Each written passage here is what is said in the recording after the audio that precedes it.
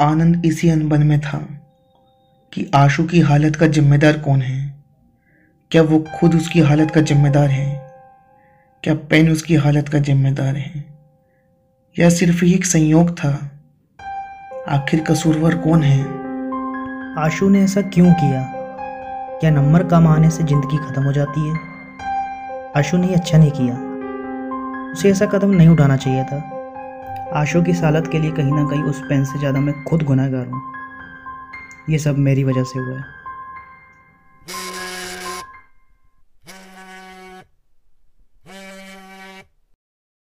Hello. Hello. Rajiv भैया, कैसे हो आप? ठीक हूँ भाई, तुम कैसे हो? मैं ठीक नहीं हूँ। क्यों, क्या हुआ? ये आप बताओ भैया, सबसे पहले क्या आप मुझसे मिलने कब आ रहे हो? सॉरी भाई, इस बार तो नहीं आ पाऊंगा। क्यों? भाई बहुत छुट्टी नहीं दे रहा है, मैंने बहुत ट्राई किया, इस बार छुट्टी नहीं मिल रही है। भैया मैं नहीं जानता, आपको मुझसे मिलने के लिए आना पड़ेगा। यार नहीं आ पाऊंगा भाई, सॉरी, लेकिन नेक्स्ट टाइम मैं पक्का कोशिश करूंगा आने की।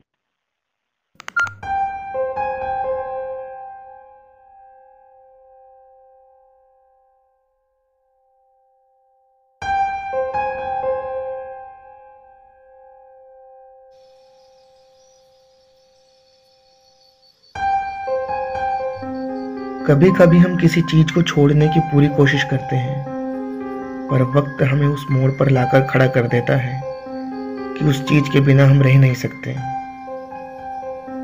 आनंद ने भी फैसला किया था कि वो इस पेन से अब नहीं लिखेगा, पर वक्त उसे वापस वहीं ले आया है जहां पर वो वक्त को छोड़कर गया था। वो नहीं चाहता कि आगे कोई भी ऐसी घटना हो, पर वो ये भी चाहता है कि राजीव उससे मिलने आए। क्या पिछली घटना एक संयोग थी, या वाकई इस पेन में कुछ अजीब है?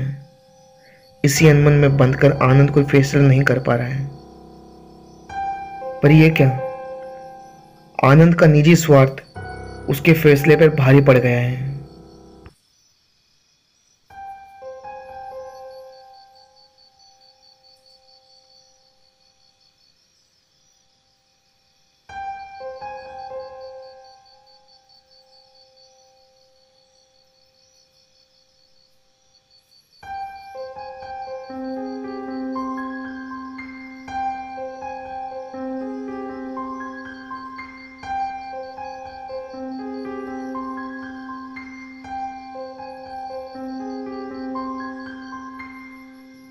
आज भैया को फ़ोन किया था।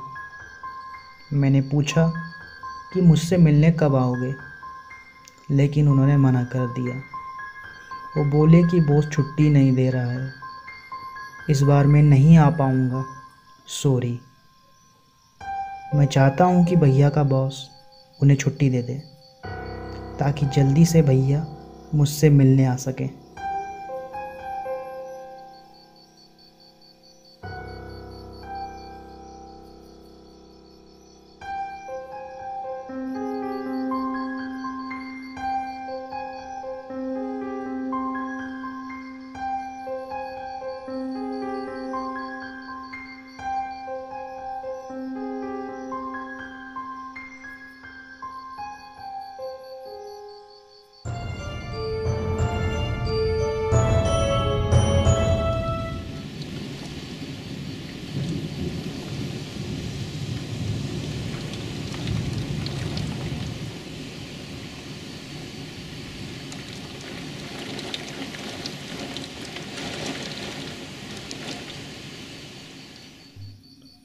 दो दिन बीत गए थे, पर अभी तक आनंद की ख्वाहिश पूरी नहीं हुई थी।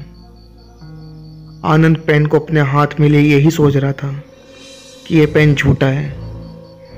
यह मेरा भ्रम ही था जो मैं सोच रहा था कि यह हर ख्वाहिश को पूरा करता है, लेकिन ऐसा कुछ नहीं है। यह पेन झूठा है। उस वक्त आनंद ने उस पेन को जी भर के कोसा था, बहुत भला बुरा कहा था।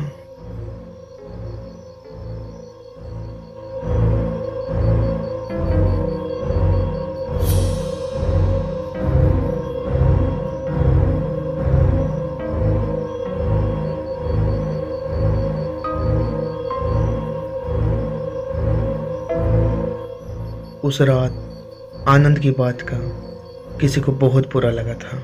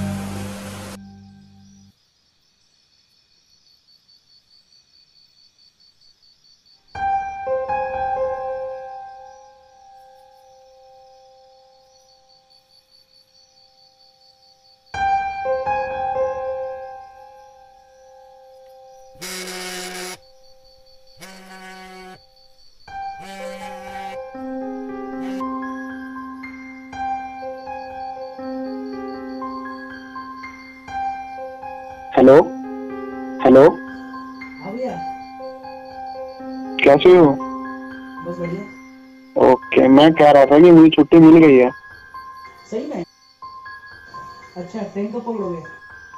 ट्रेन आज रात को है, लेकिन आज ड्यूटी करके ही ट्रेन पकड़नी है। मतलब आज की ड्यूटी तो करूंगा ही मैं। अरे वाह, मतलब कल सुबह तक आ जाओगे? हाँ भाई, कल ट्रेन सुबह 5 बजे तक पहुंच जाएगी।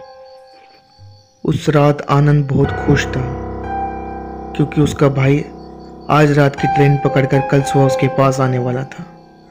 आनंद की तीसरी ख्वाहिश पूरी हो गई थी, लेकिन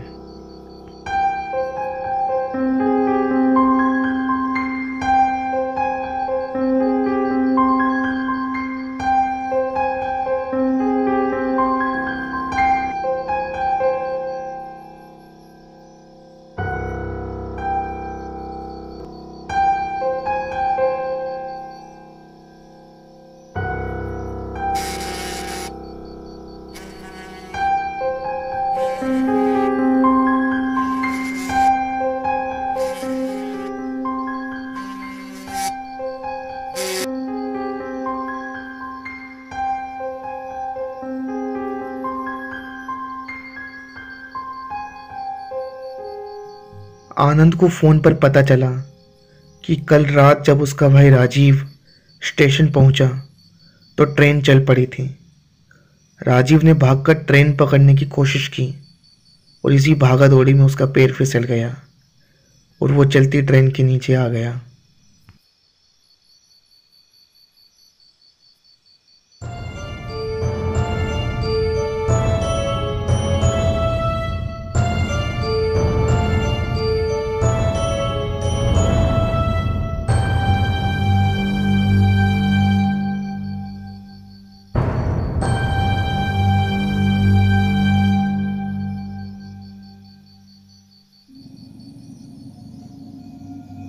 हम ना चाहकर भी कई बार बहुत सी गलती कर देते हैं जिसके बाद हमें बहुत पछतावा होता है, पर तब तक सिर्फ अफसोस के हमारे पास कुछ नहीं बचता। आनंद को भी अंदाजा हो चुका था कि जिस अजनबी को वो घर ले आया था वो एक दोस्त नहीं दुश्मन है, जिसे जल्द से जल्द अपने से दूर करना जरूरी है। आनंद चाहता था कि जो मेरे साथ हुआ वो आगे किसी के साथ ना हो।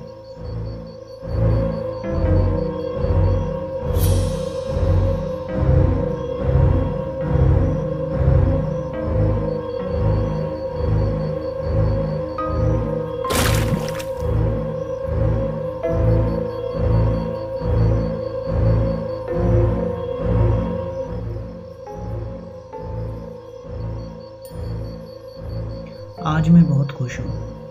आज सुबह मुझे पार्क में पेड़ के पास एक बहुत ही सुंदर पेन मिला।